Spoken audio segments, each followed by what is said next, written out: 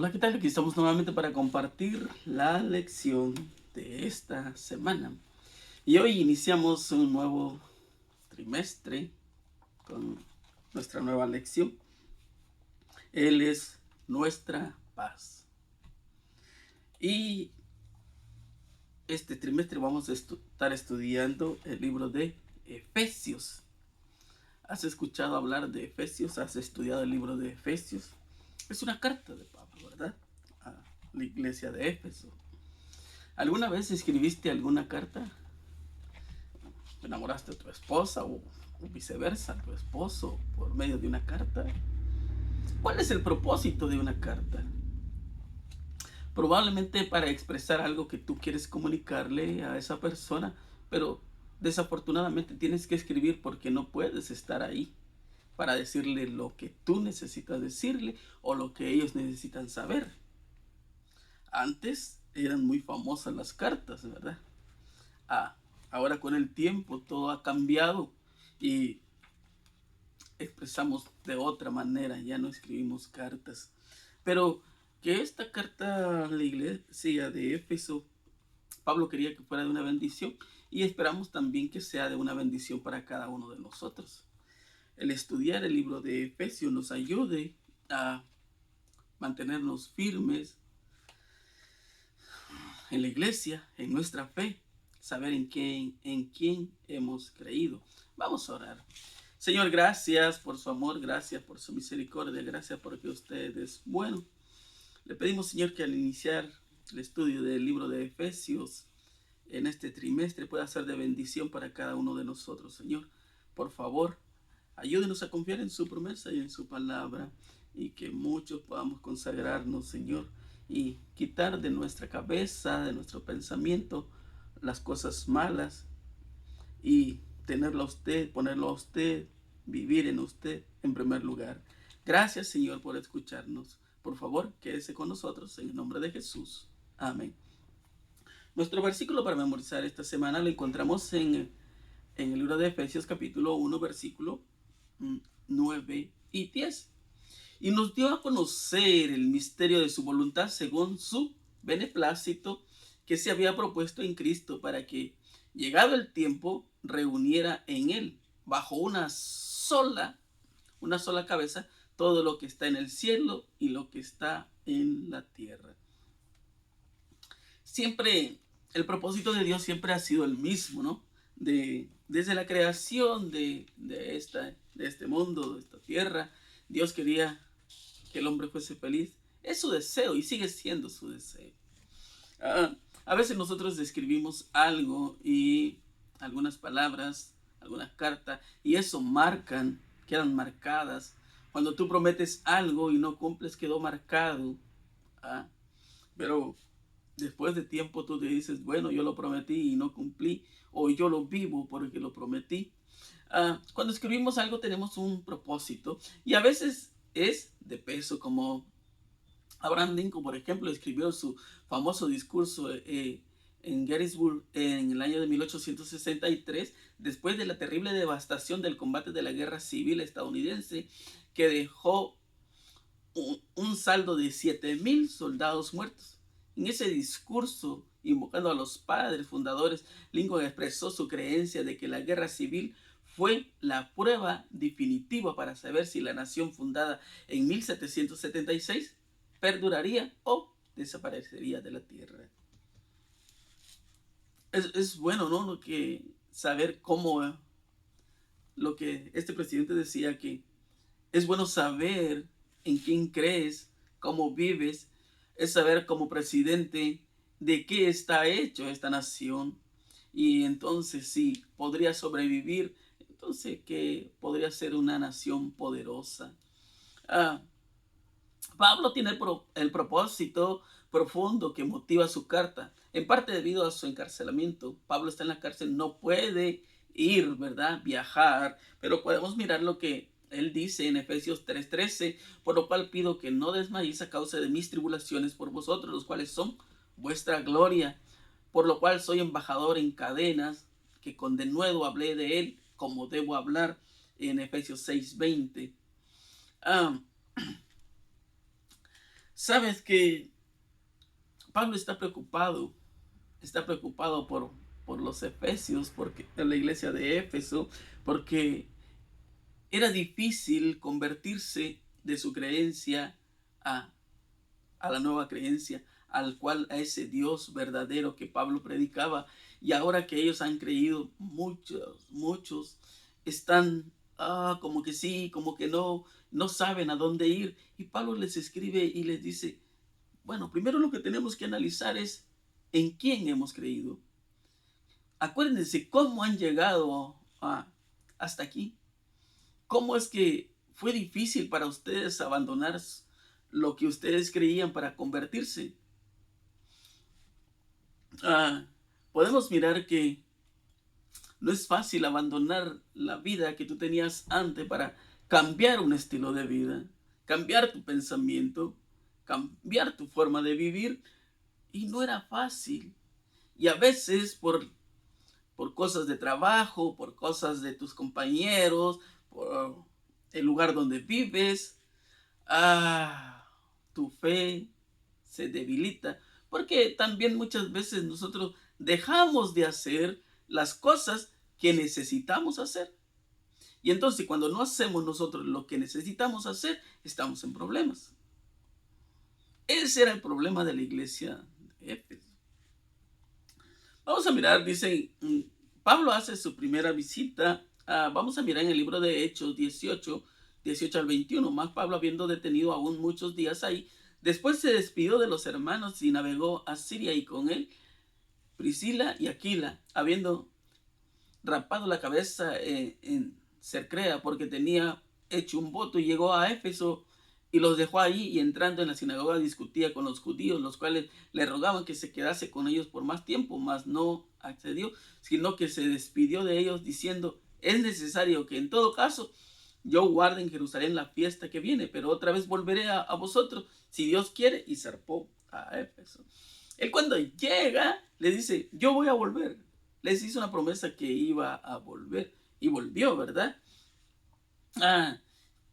Vamos a mirar algo de quién era Éfeso o cómo vivía. Éfeso era una de las ciudades más grandes del imperio romano, con una población de unos 250,000 habitantes. Era capital de una de las provincias más ricas del imperio, la provincia de Asia.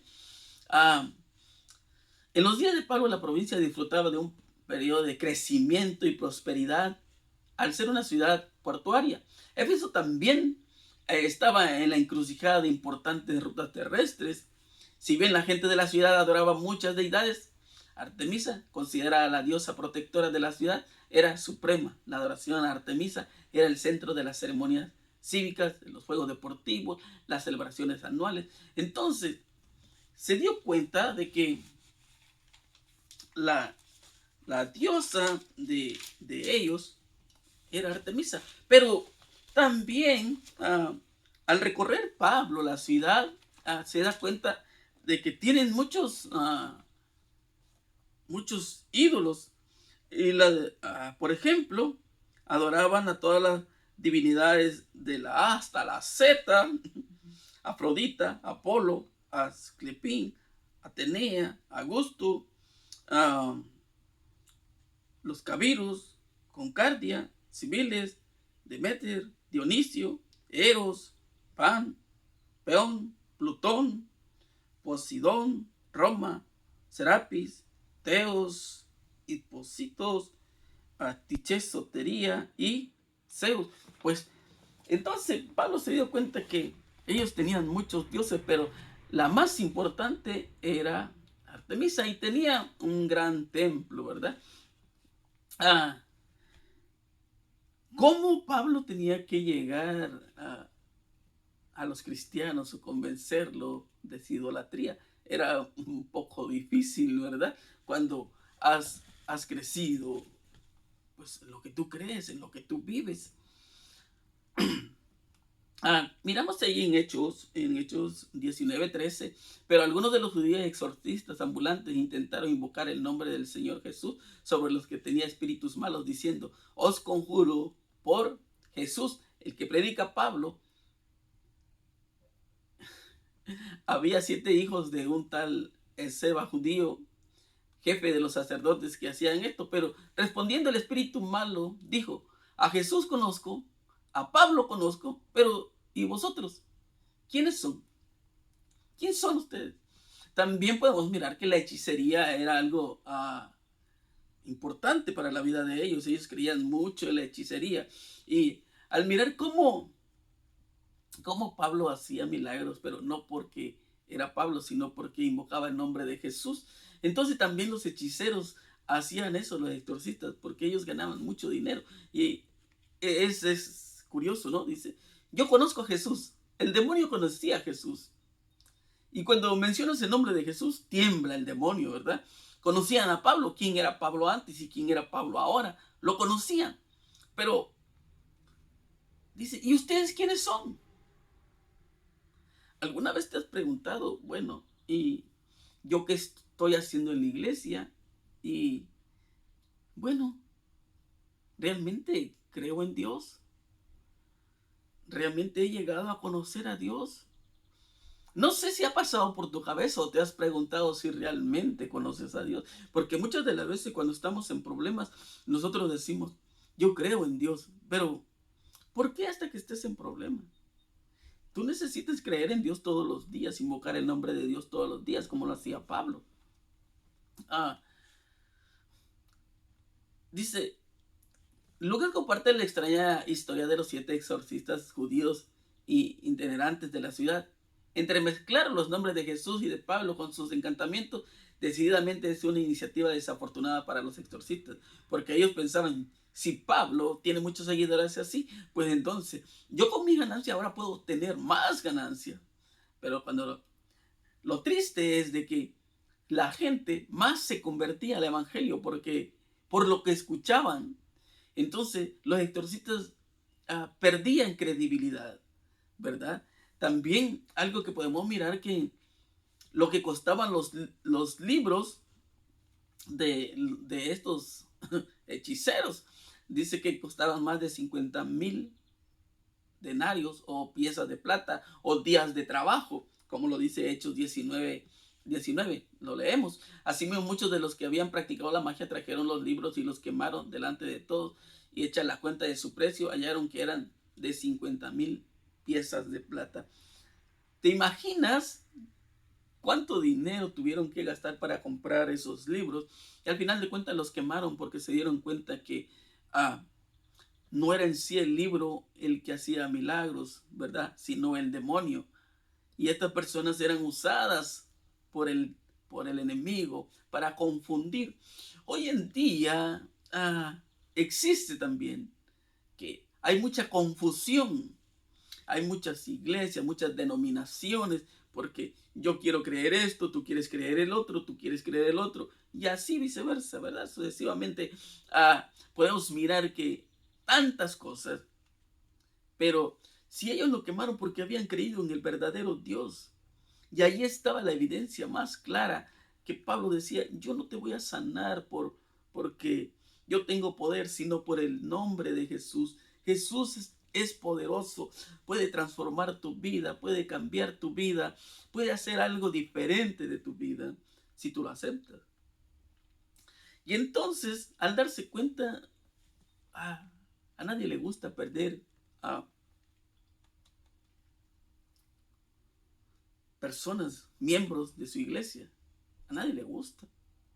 Peor al enemigo. Cuando tú aceptas el evangelio, dices, no, yo voy a hacer todo lo posible o imposible hasta que él regrese. Y por eso muchas de las veces, no sé si tú te has dado cuenta como miembro de la iglesia, como líder, te das cuenta que hace 3, 4 años habían más miembros y muchos se fueron porque no estaban cimentados su fe, porque realmente no creían en el verdadero Dios.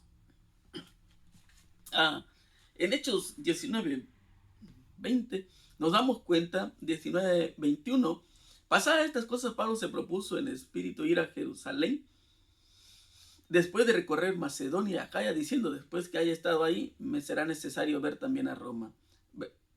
En Hechos 21, después de que cesó el alboroto, llamó Pablo a los discípulos y hablándoles exhortado abrazado y se despidió y salió para ir a Macedonia. ¿Sabes?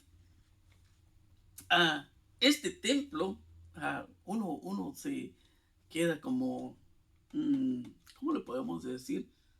Sorprendido de que, mira cómo estaba hecho este templo de Artemisa, dice, y que el templo era una magnífica estructura, estaba compuesta de 127 pilares, cada uno de 18 metros de alto, de mármol de Paros, un mármol blanco, puro, impecable, sumamente apreciado para las esculturas.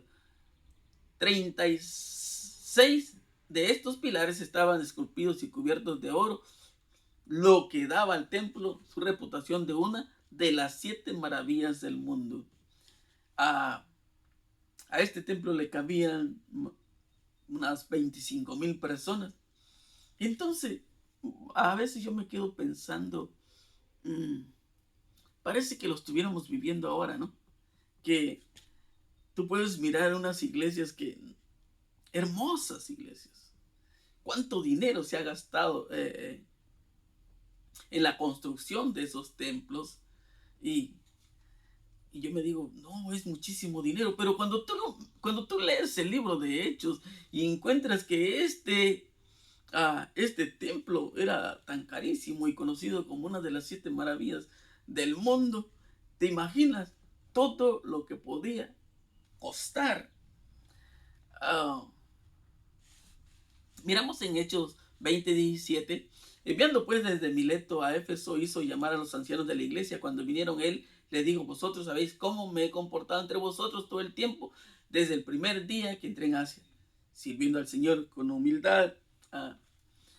Pablo los exhorta y les dice: yo cuando llegué a esta ciudad, empecé a caminar, revisé la ciudad, cómo está, qué es lo que creen, cuál es su necesidad. Y eso es lo que me gusta de esa carta, que Pablo lo primero que mira es cuál es la necesidad, el punto fundamental de Éfeso, cuáles son sus fortalezas, cuáles son sus debilidades, pero lo que más le interesa, cuál es su necesidad de este pueblo. Y cuando vamos a los 4 evangelios nos damos cuenta que cuando Jesús recorría alguna ciudad, miraba cuál era la necesidad de esa ciudad. Y esa es la visión que nosotros necesitamos tener. ¿Cuál es la necesidad? La necesidad hoy en día. ¿Sabes? Yo no sé si te has dado cuenta, pero por ejemplo, cuando nosotros estamos en la iglesia y preguntamos ¿cuántos estudiaron su lección? Te das cuenta que los hermanos no quieren leer. La gran necesidad, por ejemplo, hoy en día, desde mi punto de vista en la iglesia, es estudiar la Biblia, estudiar nuestra lección. Y mira las necesidades que hay. Pero muchas de las veces, si nosotros no podemos tener a Dios, no podemos pasar tiempo estudiando, no podemos dar algo que nosotros no tenemos. El primer viaje que hace Pablo, es interesante eso, que en el año 52 después de Cristo, hace una breve visita en el año 53 al 56, cuando tarda 3 años. En el 57, Pablo va en el último viaje, y es cuando él les dice, vamos a leerlo mejor ahí un poquito más. Él les dice: ¿sabe qué? Yo me voy. En versículo 31 vamos a leer: por tanto, velad, acordaos que por 3 años, de noche y de día, no he cesado de amonestar con lágrimas cada uno. Ahora, hermanos, os encomiendo a Dios en la palabra de su gracia, que tiene poder para sobreedificaros y daros herencia con todos los santificados. Ni plata, ni oro, ni vestido de nadie he codiciado. Ante vosotros sabéis que para lo que he sido necesario a mí y a los que están conmigo, estas manos me han servido. En todos he enseñado que trabajando así se debe de ayudar a los necesitados, y recordar las palabras del Señor Jesús, que dijo: más bienaventurado es dar que recibir.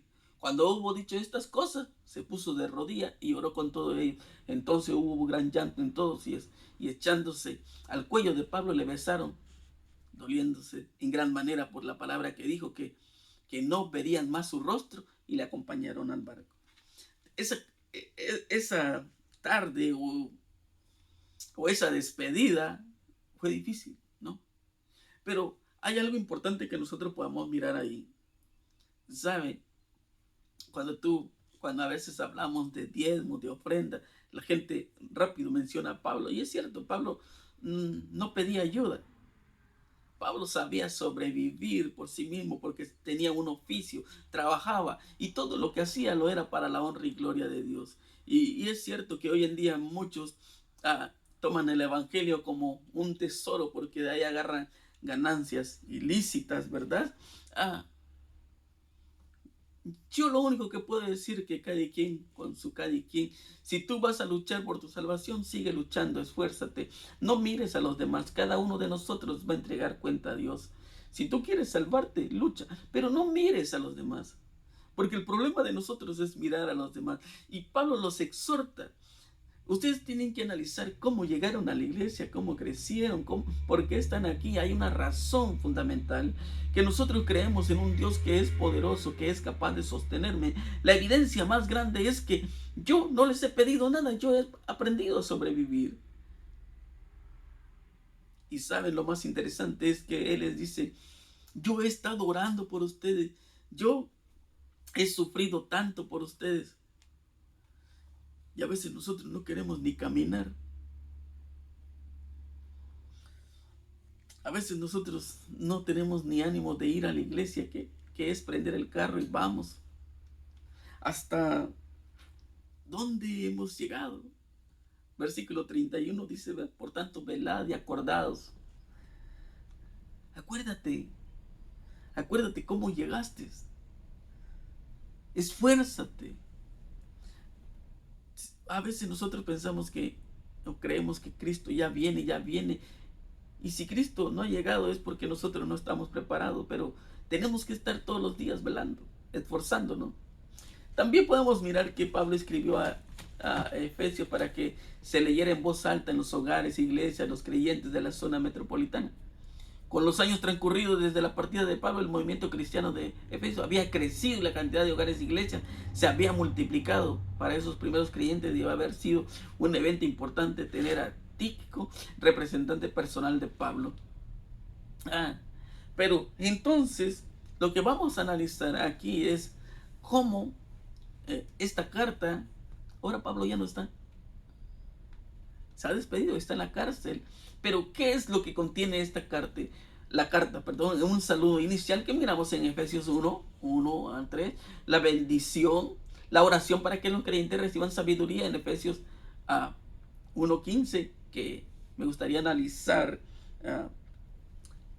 ahí en Efesios 1:15. Por esta causa también, yo habiendo oído de vuestra fe en el Señor Jesús y de vuestro amor para con todos los santos, no ceso de dar gracias por vosotros, haciendo memoria de vosotros en mis oraciones, para que el Dios de nuestro Señor Jesucristo y Padre de gloria os dé, escucha bien, el versículo 17, para que os dé un espíritu de sabiduría, de revelación en el conocimiento de Él. Entonces, a veces nosotros oramos y oramos, pero ¿qué pides en tu oración? Lo que tenemos que pedir es un espíritu de sabiduría, que Dios nos dé sabiduría, que Dios nos revele si yo verdaderamente tengo ese conocimiento. Y versículo 18 dice, alumbrando los ojos de vuestro entendimiento, para que sepáis cuál es la esperanza que os ha llamado y cuál es la riqueza de la gloria de su herencia en todos los santos. Eso es importante. ¿Te imaginas? Tú te puedes imaginar por un momento si nosotros todos nos pusiésemos a leer, nos pusiésemos a orar, y lo primero que pediríamos es sabiduría. Y lo segundo, que Dios nos dé entendimiento, para que yo pueda entender el mensaje que Dios tiene para mí. Y a veces no pido eso. Y que Dios me dé esa luz para mis ojos, para que yo pueda mirar la grandeza y entender todas las cosas que Dios quiere que yo haga. A veces nosotros estamos preocupados por las cosas materiales que nos olvidamos de lo espiritual. Y eso es un poco complicado. Cristo crea la iglesia compuesta de judíos y gentiles. No hay clases sociales. Pablo, como predicador de Cristo a los gentiles, Pablo ora porque los creyentes experimenten el amor de Cristo, y lo podemos mirar ahí en Efesios 3:14. Por esta causa doblo mis rodillas, dice también, ante el Padre nuestro Señor Jesús, de quien toma el nombre toda la familia en los cielos y en la tierra, para que os dé, conforme a la riqueza de su gloria, a ser fortalecidos con poder en el nombre interior por el Espíritu. Ahora, ¿te imaginas? Si yo pudiera entender, si cada uno de nosotros pudiéramos entender cuál es la riqueza de su gloria, qué es lo que Cristo tiene para mí. Me gusta ese versículo en adelante, versículo 18 en adelante. Sean plenamente capaces de comprender en todos los santos cuál sea la anchura, la longitud, la profundidad y la altura. ¿Te imaginas? Tú conoces el amor de Dios. Tú sabes qué tan grande es, tan ancho es, qué tan alto es, qué tan profundo es. ¿Cuál es la altura? ¿Cuál es la inmensidad de ese amor, de la grandeza de Dios? Y de conocer el amor de Cristo, que excede a todo conocimiento, para que sean llenos de toda la plenitud de Dios. Y Él dice: y aquel que es poderoso para hacer todas las cosas mucho más abundantes de lo que pedimos o entendemos, según su poder que actúa en nosotros, a Él sea la gloria. A veces nosotros con cualquier cosita flaqueamos, nos debilitamos nuestra fe. Pero si nosotros pudiéramos entender ese amor de Dios que tan inmenso es para con cada uno de nosotros, de verdad quedaríamos sorprendidos. El punto número 4, Pablo ora para que los creyentes experimenten el amor de Cristo. 8, conserven la unidad de la iglesia inspirada por el Espíritu Santo. El 9, que anden en una vida nueva y fomenten la unidad, en Efesios 4, 17, 32. Que anden en amor, luz y sabiduría, Efesios 5, 1, 20. Que practiquen una vida moldeada por Cristo en el hogar cristiano, Efesios 5, 21 al 6, 9. Y que mantengan unidos la iglesia como el ejército de Dios, Efesios 6, 10 al 20. Y el saludo final. Todos estos puntos, 13 puntos, vamos a estudiar en estas 3 lecciones. La próxima semana, la introducción a los Efesios más profunda, las bendiciones, las oraciones. ¿Cuál es el propósito? Nos damos cuenta que el propósito es de que vuelvan al primer amor, que se aferre a su fe, que a pesar de los momentos difíciles, nosotros podamos seguir creyendo en Cristo. Pablo, apóstol de Jesucristo, por la voluntad de Dios, a los santos fieles en Cristo Jesús, que están en Éfeso, gracia y paz a vosotros de Dios nuestro Padre y el Señor Jesucristo. Y como termina, así inicia y como termina la carta, para que también vosotros sepáis mis asuntos, de lo que hago. Todo os lo hará saber Tíquico, hermano amado y fiel ministro en el Señor, el cual envía a vosotros para que esto mismo, para que sepáis lo tocante a vosotros y lo consuele vuestros corazones. Paz sea a los hermanos, el amor con fe de Dios Padre y Señor Jesucristo. La gracia sea con todos los que aman a nuestro Señor Jesucristo con amor inalterable. Amén. Entonces nos damos cuenta que, ¿por qué se preocupa Pablo? ¿Cuál es la preocupación de Pablo? De que un día se salgan de la iglesia, de que un día puedan perderse. ¿Te imaginas qué difícil es, no? La situación en la que hoy vivimos. Parece que cada día es más y más y más y más difícil. Pero cuando tú tienes a Cristo, tú necesitas pensar diferente y vivir diferente. En Efesios 3:13, por lo cual pido que no desmayéis a causa de mis tribulaciones por vosotros, las cuales son vuestra gloria. Hay momentos difíciles, ¿no? Y lo que te digo. Y entonces, pero en los momentos difíciles tú tienes que saber en quién crees. ¿Dónde está cimentada y fundada tu fe?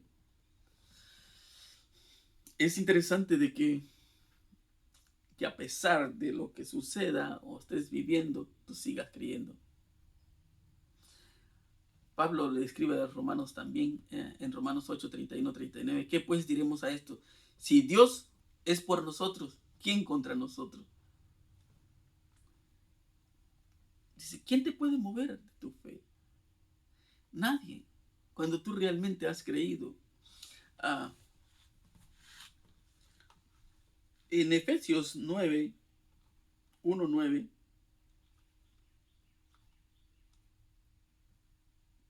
dándonos a conocer el misterio de su voluntad según el beneplácito del cual se había propuesto en sí mismo. Pablo se propuso predicar ese evangelio. Él sabía que al llegar a conocer a Cristo lo es todo. Y él no podía quedarse callado cuando conoció a Cristo, cuando él tuvo ese encuentro. Y es por eso que cuando tú lees el libro de Hechos, tú te das cuenta que Pablo anda de aquí para allá predicando el evangelio. Si tú y yo hemos conocido a Cristo, ¿cómo lo estamos viviendo? ¿Será que realmente lo hemos conocido? ¿Será que realmente estamos viviendo ese evangelio? A veces me pregunto y digo, ¿será que estoy viviendo ese evangelio? Versículo 10 de reunir a todas las cosas en Cristo y la dispensación del cumplimiento de los tiempos, así las que están en los cielos como las que están en la tierra.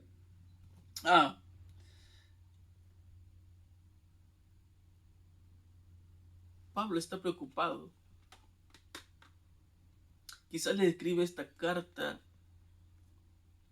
porque no quiere que nadie se pierda. Y el ejemplo más grande, nosotros lo podemos leer ahí en Primera de Corintios capítulo 10, versículo 11. Y estas cosas les acontecieron como ejemplo y están escritas para amonestaros a nosotros, a quienes han alcanzado los fines de los siglos. Allá en el desierto murieron miles de personas por la idolatría, miles de personas por la codicia, miles de personas por la fornicación. Y si hoy en día nosotros leemos todo eso o está escrito ahí, es para que nosotros podamos tomar conciencia de qué es lo que estamos haciendo bien, qué es lo que estamos haciendo mal, en qué estoy fallando, qué tengo que corregir. Sabes que ahora que tenemos vida podemos nosotros corregir y decir, bueno, ¿en qué me he equivocado? A veces yo digo que no necesito ir a la iglesia, pero cuando miramos en el libro de Efesios, hay una razón para ir a la iglesia.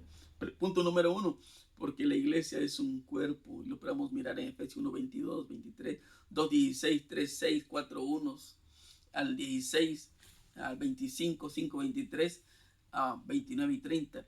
Que la iglesia es como un edificio, un templo donde yo tengo que ir a adorar a Dios. Que la iglesia es como la esposa de Cristo. Que la iglesia es como un ejército donde todos necesitamos trabajar.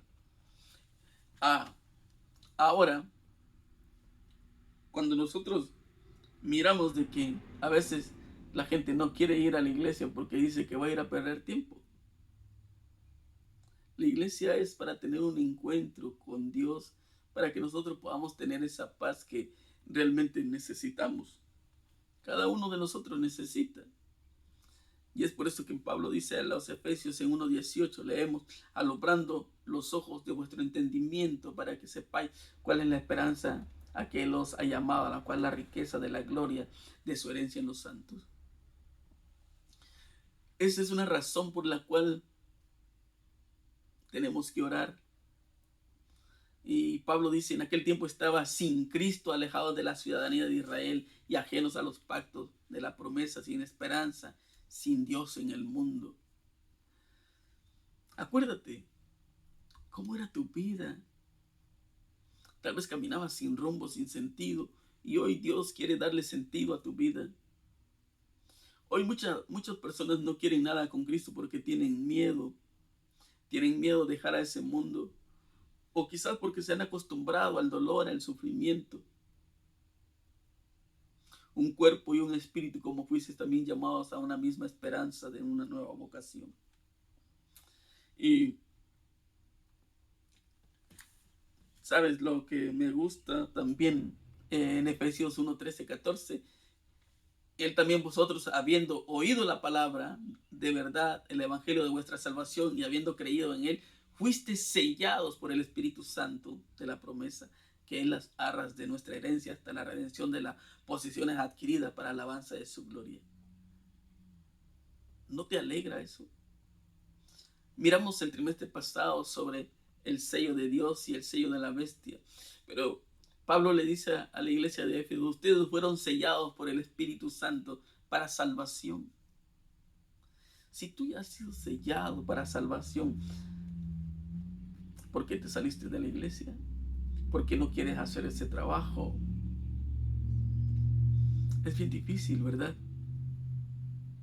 Pero el Espíritu Santo aún sigue trabajando, se sigue moviendo, porque Dios quiere que tú te salves. Sobre todo principado y autoridad y poder y señorío, sobre todo nombre que se nombra, no solo en este siglo, sino también en el venidero.